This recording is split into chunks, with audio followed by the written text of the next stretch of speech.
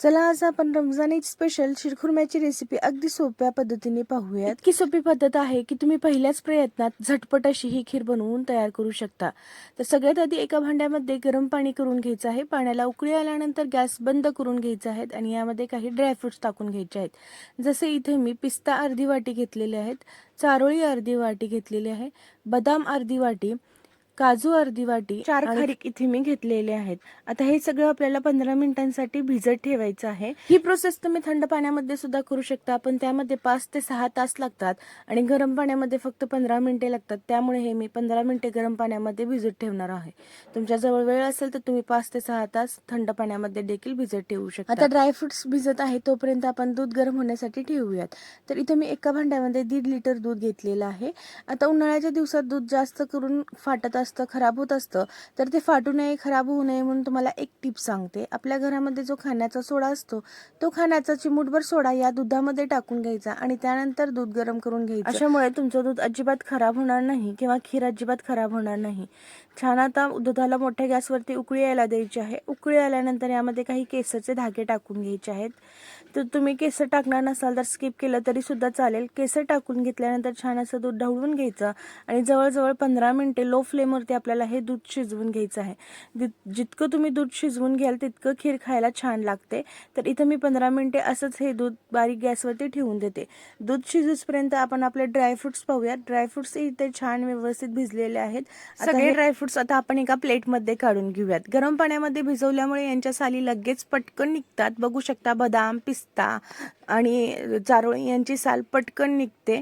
फक्त काजू आणि खारीक आपल्याला बी काढून चिरून घ्यायचे आहेत। तर इथं मी सगळे ड्रायफ्रुट्स पटकन असे लांब लांब चिरून घेतलेले आहेत। तुमच्याकडे चॉपर असेल तर चॉपरमध्ये टाकून सुद्धा तुम्ही याचे काप करून घेऊ शकता, जसं तुम्हाला योग्य वाटेल तसं। आता सगळे ड्रायफ्रुट्स इथं चिरून तयार झालेले आहेत। मी इथं चारोळीचे साल नाही काढली, तुम्ही हवं असेल तर काढू शकता। आता एका भांड्यामध्ये 3 चमचे तूप टाकून घ्यायचं आहे आणि या तुपामध्ये आपण चिरून घेतलेले सगळे ड्रायफ्रुट्स टाकून घ्यायचे आणि मीडियम फ्लेमवरती मिनिटभरासाठी परतवून घ्यायचं आहे।